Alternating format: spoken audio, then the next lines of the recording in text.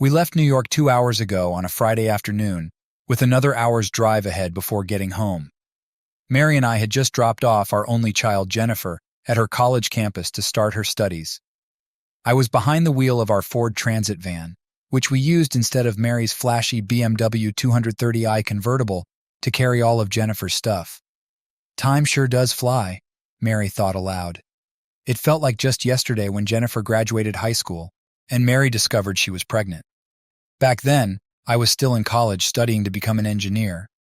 Both our parents had been supportive, understanding the depth of our love. After Jennifer was born, Mary stayed with her parents until I graduated, and then we got married. Mary has been a stay-at-home mom ever since, watching me rise from a junior engineer to owning my HVAC business over the past decade. My hard work landed significant contracts with construction companies, providing well for the family. "The house is going to feel so empty without her," I said, feeling a touch of melancholy. "She's always been your little princess," Mary replied. "But have you noticed how she's been acting lately? She's been awful to me whenever you're around, clinging to you and even mocking me. When you're not home, she locks herself in her room and avoids me completely. Come on, Mary, she's still a kid.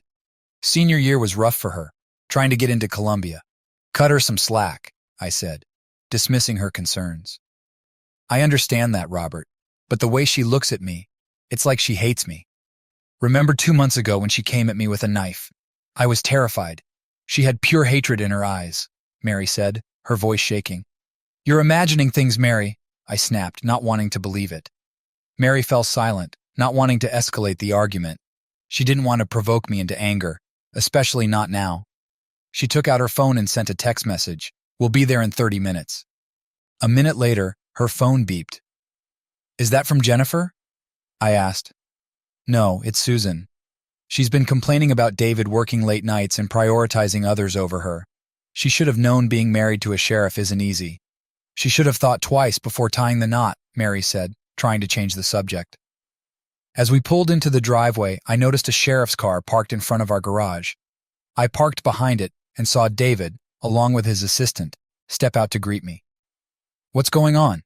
I asked, puzzled. Mary quickly moved to stand behind the assistant, which didn't escape my notice. "This is the part of my job I despise the most," David said, handing me a manila envelope. "Robert Michelson, you've been served." "David, is this some kind of joke?" I asked, my hand shaking as I took the envelope. I looked at Mary, but she couldn't meet my eyes. "Why, Mary? What did I do?" "It's best if you leave now," David said firmly. "Get yourself a lawyer and work on your divorce. There's also a restraining order. You can't be near Mary or come within 500 feet of her." "David, just last Sunday you and Susan were at our barbecue for Jennifer's farewell," I said, my voice rising with anger. "You both knew what was happening. You came, ate, wished Jennifer well, and left with smiles. That's what I call hypocrisy." "Robert, please try to understand," David began. "Understand what, David? That you're a backstabber?" I shouted. "And you, Mary, you betrayed me. If you didn't love me anymore, you should have just told me. We could have had a peaceful divorce." "The restraining order is already in effect. It's best for you to go now," David said, trying to stay calm. I stomped over to my van, angrily tossing the envelope onto the passenger seat. I slammed the door shut and then marched back to confront David. "I need my stuff. I hope you won't be a jerk and stop me from getting my things from the house." I took out my house key and headed towards the front door. "Your key won't work," David said, pulling out another set of keys from his pocket and handing them to his assistant. "It seems you've thought of everything. Or was it Susan's idea?" I accused. "She probably arranged for a locksmith while we were gone. Am I right?" David didn't respond, just nodded at his assistant, who led me into the house and stood by as I packed 2 suitcases. "Don't worry," David reassured Mary. "I'll have my guys keep an eye on the place. It's not safe for you to be here alone for a while. Robert's really upset and might do something rash out of anger. I'll stay put. I'll call a friend to come stay with me for the weekend," Mary said. "Yeah, a friend," David muttered under his breath. I brought out the suitcases and placed them in the back of the van. The assistant handed Mary the keys. I then opened the envelope and began reading the divorce papers. "Robert, you got your stuff. It's time to go," David instructed. "Hold on. This woman wants half of my business, half of our savings, the house, her car, and monthly alimony. I exclaimed, my voice full of disbelief and anger. She's trying to strip me of everything I've got, I yelled, my voice shaking with anger. David, looking stern, warned me. Robert, if you don't leave now, I'll have to arrest you, his hand hovering over his handcuffs. Fine, David. I'll sign the damn papers and get out of here, I muttered, grabbing a pen and scrawling my name where needed. Mary, can you witness this and give me my copy? David and his assistant were clearly shocked. They never thought I'd give in so easily. Mary's face lit up with a triumphant grin. She had everything she wanted and was finally rid of me and our daughter. David signed off as a witness and handed me my copy. As I climbed into my van, I demanded furiously, "Who is he? How long has this been going on?" "Go inside and lock the door," David ordered Mary before approaching my van. His assistant led Mary inside. "Think about Jennifer, Robert. Don't do anything stupid," David pleaded. "I regret marrying that witch," I yelled, starting the engine.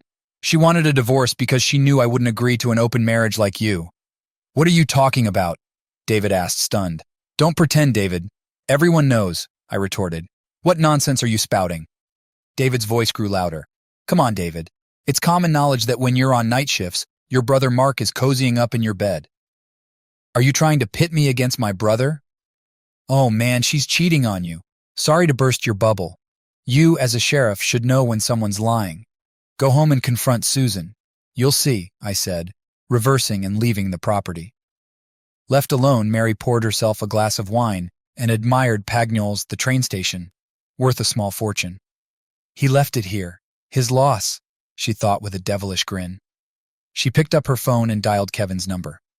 "Pick up, Kevin," Mary yelled, frustrated, before hanging up. "He was supposed to be here after work," she muttered, taking a seat and sipping her wine. The memory of their first encounter replayed in her mind. It had been a year since they met at the department store where he worked in the shoe section. Young and fit, she was instantly attracted. They exchanged numbers, and the next day he came over during his lunch break. He made her feel alive in a way I never did. I was always exhausted from work, spent my evenings helping Jennifer with homework before crashing into bed, leaving Mary unsatisfied. Mary, now on her second glass of wine, tried calling Kevin again, only to get the same unavailable message. Frustrated, she threw her phone on the couch and turned on the TV but couldn't concentrate. She decided to take a shower, recalling the intense memory of Kevin indulging her wildest desires. He made it clear she was his. She even had a key to his apartment, cleaned it, showered him with gifts, and let him drive her BMW. "Oh God, I need him now. I'm so turned on," Mary muttered. She couldn't remember the last time she'd been intimate with me. 3 months, 6, or even longer ago. It didn't matter. She had Kevin, a real man who could satisfy her. They could be together now without worry. She was free, and he would move in with her that evening. After her shower, Mary returned to the living room, grabbed her phone, and cursed again. "Where are you, Kevin? Why won't you answer?" Frustrated, she went to the kitchen to make a light dinner. Damn, if I could leave, I'd drive to his place. Then the TV caught her eye. She rushed back, turned up the volume, and watched in horror as David, handcuffed, was led to a police car. Sheriff David Roberts shot his wife and then his brother, killing both, the news anchor reported. Mary switched off the TV, shocked. "Oh, Susan, I warned you," she cried. That night she couldn't sleep. She felt utterly alone. Her husband was gone, her lover unreachable, her best friend dead, her daughter distant, and her parents deceased. The only one left was her sister, who lived 300 miles away with her husband Mark. Saturday came with still no word from Kevin. She felt anxious and frustrated. He could at least leave a message, she thought. Sunday morning, she decided to drive to Kevin's apartment. As soon as she entered, she knew something was wrong. The place was stripped bare, electronics gone, closets and bathroom empty. She collapsed onto the bed. "He's gone. He left without a word," Mary sobbed. "How could he do this? He was the one who pushed for the divorce and moving in together, getting married after it was final." She left the apartment and drove to the department store, hoping to find him. Instead, a coworker told her Kevin had left Friday morning to retrieve his wallet and never returned. Later, he resigned via email. Mary walked to her car, tears streaming. "Why did he do this to me?" she sobbed. On her way home, she stopped at a gas station and was stunned to find both her credit and debit cards declined. Frustrated, she paid with her last cash. At home, she drowned her sorrows in alcohol. Monday morning, she went to the bank. The manager told her there was less than $5 left in her joint account. "Mrs. Michelson, your husband closed your joint credit card last Friday," he explained. "He informed us of your divorce and said he wouldn't be responsible for the mortgage or your car anymore." "That's a mistake. My car was paid off and the house mortgage should have been settled," Mary argued.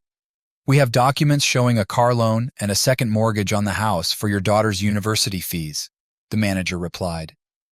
"But why is there no money?" Mary asked. "Your account was debited for the mortgage, and there have been no deposits for 3 months. The funds have been used up." "What about my husband's business?" "There should be monthly transfers from the company's account," Mary insisted, her voice tinged with desperation. The bank manager shook his head sympathetically. "I'm sorry, Mrs. Michelson, but I can't disclose any details about Mr. Michelson's accounts or business matters.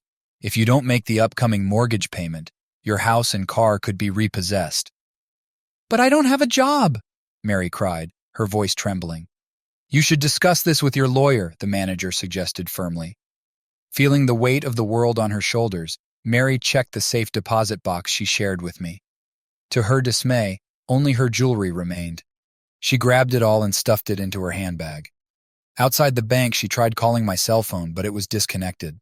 Growing more frantic, she called my work number, but it just rang endlessly. Frustrated and feeling cornered, she dialed Jennifer's number. "What do you want, witch?" Jennifer spat out venomously. "Is that how you talk to your mother?" Mary asked, stunned by the hostility. "How else should I talk to you?" Jennifer shot back. "You dumped Dad like he was nothing. I'm done with you. Don't call me again. I'm changing my number." The line went dead before Mary could respond. Mary sat in her car, gripping the steering wheel, her mind racing. Why had Kevin vanished without a trace? Where had her plan gone wrong? Desperate for answers, she called her lawyer and secured a same-day appointment for late afternoon. When she arrived at her lawyer's office, he greeted her with a grave expression. "Mrs. Michelson, after your call this morning, we investigated your husband's company. He filed for bankruptcy last Thursday, just before you served him with divorce papers. The company is likely to be dissolved." Mary felt the ground shift beneath her. "But you told me I could get millions!" she exclaimed, panic rising in her chest. "Please, Mrs. Michelson, try to stay calm. 2 weeks ago, there were no signs of financial trouble. Everything seemed to be in your favor. But now, the company's bank account is frozen." "And what about the car and the house mortgage?" Mary asked, feeling the walls close in. "Last week, your husband used your house as collateral for another loan before being served. Regarding the car, when you signed the ownership documents, you also unknowingly signed for a loan in your name." "This can't be true," Mary cried out, feeling betrayed. "Mrs. Michelson, may I ask you a personal question? Do you think your husband knew he was about to be served?" Mary thought for a moment. "No, he never saw it coming," she said, taking a deep breath. "So, if I understand correctly, I won't get a penny from my husband's company, I have no money in the bank, and my car and house will be taken away." "I'm afraid so," the lawyer confirmed. "Is there any way to make him pay the mortgage at least?" His company was his sole source of income. Now that it's gone, he's penniless. Once he finds a job, we can seek alimony. We had some investment certificates, but I couldn't find them in our safe deposit box. We'll investigate when he cashed those certificates and thoroughly examine his company. We also need to locate your husband. His legal advisor is handling everything." "Please proceed," Mary said, her voice barely above a whisper. "One more thing, Mrs. Michelson. These extra services will incur additional costs. How will you cover the expenses?"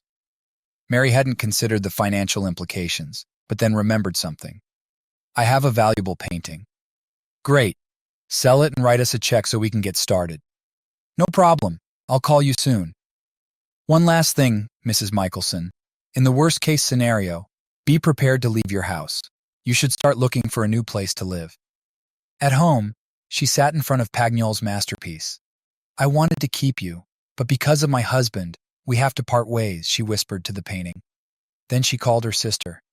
"Hey, sis, I need a favor." "You know I'll do anything for you, Mary. Robert and I are divorcing." "What? Is this some kind of joke?" "No, sis, it's complicated. I'll need a place to stay temporarily. Can I stay in your guest room? I'll explain everything when we meet." "What about Jennifer? How is she taking it?" She's definitely Daddy's girl. I'm the one who gets the blame. Is there any chance you two can work things out? Maybe see a counselor? I doubt it. I'm really sorry. There's no issue on my end. I don't think Mark would mind, and our daughter would be thrilled to have you stay with us for a while. Thanks, sis. I'll keep you posted on when I'll be there. Mary ended the call and on Tuesday visited a jeweler to appraise her jewelry. To her dismay, she was informed that all her pieces were gold-plated copper and of low quality. She cursed me for giving her fake gifts. Then she rushed to an art gallery to meet with an appraiser. I'm curious about the value of my Pagnol painting, The Train Station, Mary inquired. The appraiser examined the painting meticulously. This piece is considered Pagnol's masterpiece. It captures a range of emotions, from arrivals and departures to joy and sorrow. He placed the painting on an easel and illuminated it with a spotlight, then took a magnifying glass and began a detailed inspection. After a few minutes, he chuckled. Is something wrong? Mary asked, feeling uneasy. Let me show you something, the appraiser said, fetching his laptop. He pulled up a website and displayed a picture of the train station, zooming in on the bottom left corner. You see here? There's a man and a little girl standing on the platform, watching a woman walking to the train with her back to them. The man looks very sad, and the girl is crying. Okay, I see that. So what? Mary asked, confused. Now look at the same scene in your painting, he said, handing her the magnifying glass. Mary looked closely and felt her heart sink. In yours, both the man and the little girl are laughing and pointing at the woman like they're teasing her. It's a fake, the appraiser confirmed. Oh my God, Mary gasped, sinking into a chair, feeling utterly defeated. I can offer you $200. I'll hang it for my friends and clients to have a good laugh, the appraiser said sympathetically. Mary accepted the offer and left, feeling shattered. Her phone rang, and she saw it was her sister calling. Hi, sis, Mary answered, trying to mask her misery. Don't call me sis, you witch, an angry voice yelled at her. What? Why? Mark got an email from some stranger. It was sent to everyone we know. It's a link to a website. There are videos of you with some guy dating back to a year ago and up until last week. How could you do this? You did it in your bed and in some cheap motel room. The voice was furious. I don't need an explanation. You're disgusting. Mark doesn't want you near us. He says you'll ruin our family. Mary was left in stunned silence, her world crumbling around her. We don't want you here. Go to your lover. The call ended abruptly, leaving Mary's face pale with shock. Oh my God, they found out. They've known all along, she whispered to herself, realizing her secret was no longer safe. Panic set in as she thought, everyone must know. I need to leave. Now. 5 years later, I sat in the front row of a church, reflecting on the unexpected call I had received that morning. I decided to keep it to myself, not wanting to overshadow Jennifer's big day. I had just walked my daughter down the aisle and now watched as she exchanged vows with her college sweetheart. Memories of a distressing day 5 years ago flooded back. I was in my office when Jennifer's tearful voice broke through the silence. Dad, please come home, she cried. What's wrong, honey? Why are you crying? I asked, my heart racing. Just come, Dad. I'm waiting outside the house, she pleaded urgently. Why outside? What's happening? Should I call your mom? Worry clouded my thoughts. No, don't call her. Just hurry, Dad, Jennifer insisted. I'm on my way, sweetheart. As I drove home, anxiety gnawed at me. Why wasn't she at school? Why was she outside the house? Was she hurt? My mind spun with questions. I almost ran a red light in my haste, forcing myself to stay calm. Jennifer had been working on a project late into the night, and we had saved everything on a USB flash drive. She was waiting 1 block away when I pulled up. She climbed into the car quickly. Please don't go to the house, Dad, she begged. Okay, Jennifer, tell me what's going on, I said, shutting off the engine. I forgot my USB drive this morning. I got special permission during lunchtime to come home and pick it up. When I got there, I saw an old Honda in our driveway. I went inside and heard noises coming from your room. I quietly walked up the stairs and peeked inside. The door was slightly open, Jennifer explained, tears streaming down her face. Okay, sweetheart, take a deep breath, I said, trying to soothe her. Take your time. I saw Mom with another man. They were in bed together. She's been unfaithful to you, Dad, to us, Jennifer sobbed. I was stunned, realizing my 17-year-old daughter had witnessed something no child should. "Are you sure about what you saw?" I asked gently. "I recorded it on my phone," she replied, showing me the video. My world came crashing down as I saw and heard Mary in our bedroom. "Dad, please get her out of the house. I don't want to see her anymore. She's not my mom. My real mom wouldn't do this," Jennifer cried. "I need to think this through," I said, trying to keep calm. "What's there to think about? Just get rid of her." "It's not that simple, honey. There are legal steps we have to take." "Tell me, Dad, do you still want to be with her? Do you still want to stay married to her?" "I don't condone infidelity, but we need to understand why she did it, if it was a one-time mistake, or if it's been ongoing." "Here he comes." Jennifer pointed at the Honda driving away from the house. "Let's follow him," I decided, starting the engine again. We tailed the car to a store and watched as the man put on his work uniform and headed inside. "He works here. He looks pretty young," I noted. "Age doesn't matter," Jennifer replied, taking photos of him and his car. "We've got some answers now. I'll drop you off at school. Then I'll swing back home, grab your flash drive, and bring it to you. When I talk to your mom—" "She's not my mom," Jennifer interrupted sharply. "I'll tell Mary that you called me and asked me to bring it. I don't want you facing her alone. Not now, not ever. Got it?" "I get it, but why?" "Because I don't want her catching on that we're on to her. I don't want you to accidentally let something slip in your anger." "What's your plan? I want to know everything you're doing. Keep me in the loop, promise." "I'm going to install security cameras in the house. And sure thing, Princess, I promise to keep you updated." "I love you, Dad." "Love you too. Now take me to school and hurry back with the USB. My class starts soon." I pulled into the driveway and entered the house. "Honey, I'm home," I called out. Mary hurried out of the bedroom, looking surprised. "Oh, Robert, it's you. Who else were you expecting?" I asked, my eyes locking onto hers. "I wasn't expecting you back so soon." Jennifer called. She forgot her flash drive. I need to take it to her. As I walked toward Mary, I caught a whiff of her perfume. "Can we talk?" "Talk? I'm a bit tired from cleaning and I'm all sweaty. You wouldn't enjoy it. Plus, you need to get Jennifer her USB." "You're right." At work, I researched the best surveillance gadgets and cell phone monitoring software. Later, I went to an electronics store and bought everything I needed. I made a firm decision. I wouldn't trust Mary anymore. True to my word, I shared everything with Jennifer. Over the next 3 months, I gathered a lot of information. I learned all about Mary's lover, Kevin Brown. He visited our house almost daily, either in the morning when I was on the second shift or during lunch on weekends when Mary was supposedly shopping. She often went to Kevin's apartment if he wasn't working. I discovered she even had a spare key. I overheard Mary and her friend Susan sharing secrets, including Susan's affair with Mary's brother-in-law. One Saturday, I found the spare key hidden in Mary's handbag. I quickly had a copy made. The next week, I went to Kevin's apartment. It was in a rundown part of town with no security cameras and an unlocked main entrance. Inside, I installed small hidden cameras powered by long-life lithium button cells. I also found all the expensive items Mary had bought for Kevin. I devised a plan to end my relationship with Mary while making sure she and Kevin faced consequences. I had a goldsmith create replicas of all Mary's jewelry, which turned out to be gold-plated copper. Robert commissioned a professional artist to create a fake painting of the Pagnol train station, providing meticulous instructions to ensure authenticity. He then reached out to his childhood friend, Brian, who had since become a corporate lawyer. After explaining his intricate plan to Brian, they scheduled a meeting for a few days later. At the meeting, Robert was introduced to Brian's cousin, Karen, a highly skilled auditor.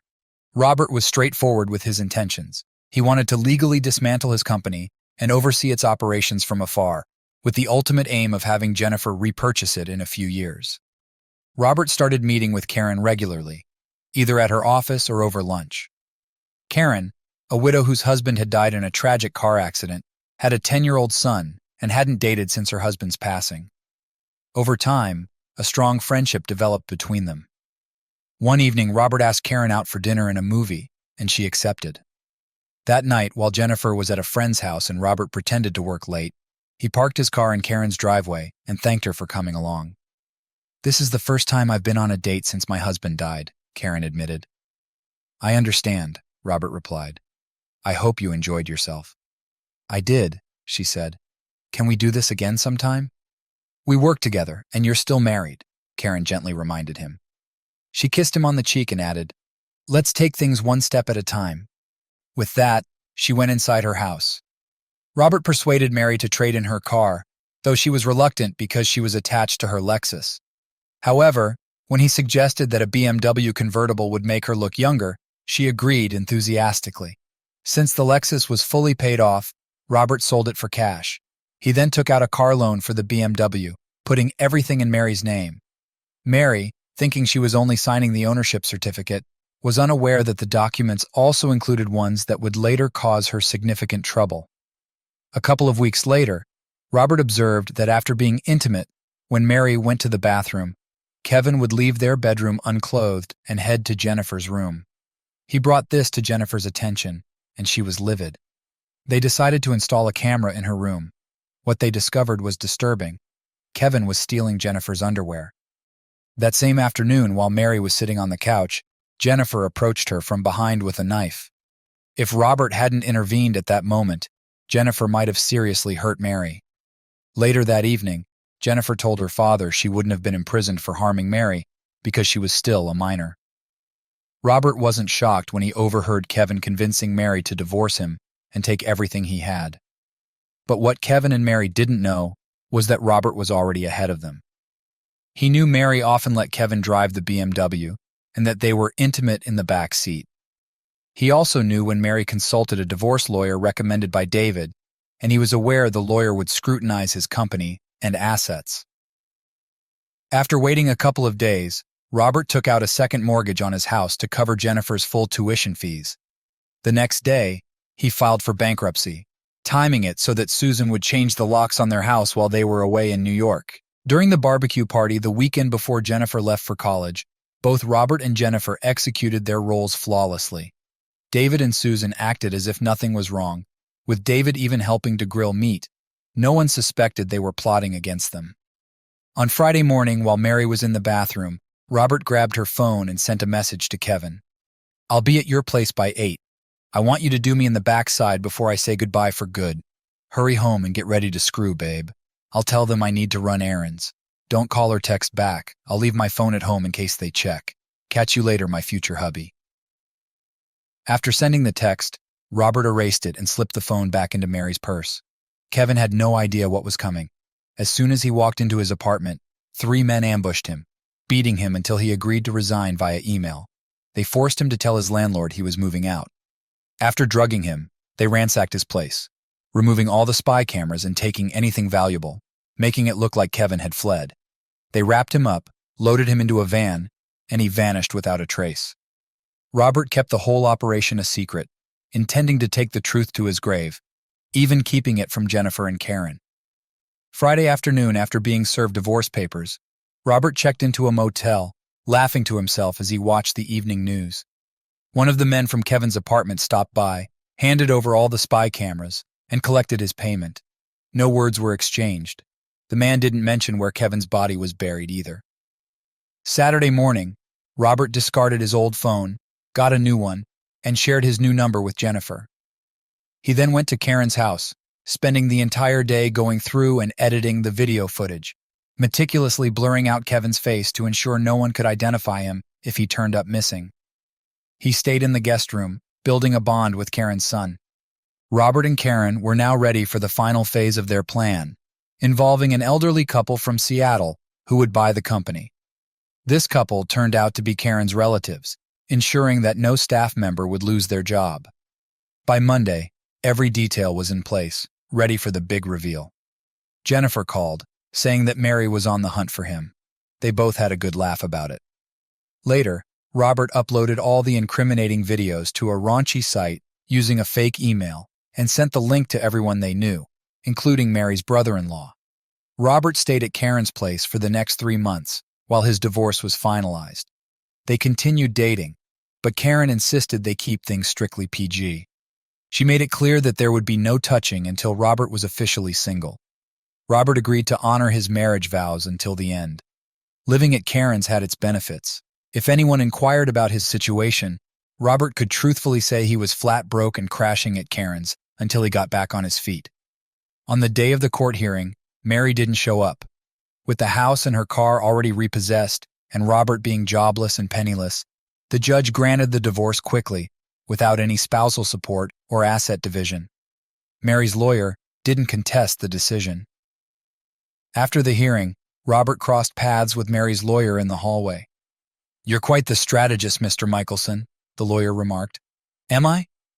Robert responded with a furrowed brow before walking off. Back in the present, Robert's daughter tugged on his sleeve. "Dad, pay attention." "Oh, sorry, sweetie. What were you saying?" "It's time for the father-daughter dance, and everyone's watching, but you're not moving." "My mind was somewhere else, princess." Robert took his daughter's hand, spun her around, and they began dancing to the music.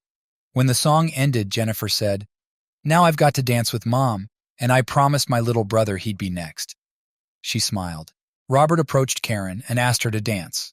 Later, he went to the bar and ordered a whiskey. As he sat down, his thoughts drifted to a phone call he had received at home in his bedroom. "Good morning, Mr. Michelson. I'm Dr. James Carter from Dallas, Texas. It's about your wife." "What's wrong with my wife?" Robert asked, puzzled. "She's in the next room right now." "I mean Mary Michelson," the doctor clarified. Robert hadn't heard that name in 5 years. He sank onto the bed. "Go on, doctor." "I'm a psychologist treating Mary in her final days," Dr. Carter explained. "She wanted me to reach out to you." "Her final days?" "Yes, Mr. Michelson. Do you have a few minutes for me to explain the situation briefly?" "Yes, go ahead," Robert said, bewildered. "Your ex-wife shared her life story with me, from her childhood to when you met. She said you were the only man she knew until she met Kevin, a big mistake she regrets. She talked about planning the divorce and what came after. She believes you knew about the affair and set her up. She's come to terms with losing you and your daughter because she knows she was in the wrong. After the divorce, she left town with only $200, hoping to escape everything, especially after the videos of her affair surfaced. She ended up in Texas, working as a waitress at a bar by Interstate 20, mostly frequented by truckers. The owner gave her a cheap room in exchange for favors. After a year, she became pregnant and had to resort to a risky termination without proper medical care. Later, the owner forced her into prostitution. She contracted severe STDs and AIDS. Now she's very sick and knows she's dying. Her last wish is to see you before she passes away. "I'm really sorry to hear that, doctor. My daughter is getting married today. I'll reach out to you next week." "Don't wait too long, Mr. Michelson. Here's my direct line number." At the wedding, Karen hugged Robert and gave him a sweet kiss. "Hey, honey, take it easy on the drinks. You're driving us home later." "You mean the world to me, darling," Robert said, pushing his glass aside. "I'd never risk your safety or our son's." "Let's hit the dance floor. I want to feel you close," Karen whispered. A few days later, from his office, Robert called Dr. Carter to say he couldn't make the trip south due to his heavy workload. The doctor suggested Robert speak to Mary over the phone. He connected the call to her hospital ward, where a nurse brought the phone to Mary's bedside. "Robert, is that you?" Mary's voice was barely audible. "Yes, Mary, it's me." "Oh, Robert." Mary's voice broke into tears. "I'm sorry, Robert. Truly sorry for what I put you and our family through. Now I'm facing the consequences. I've forgiven you, Mary. I've moved forward with my life and I'm happy." Robert paused, taking a deep breath. "I actually owe you thanks. After our divorce, I married an amazing woman, and we have a son together.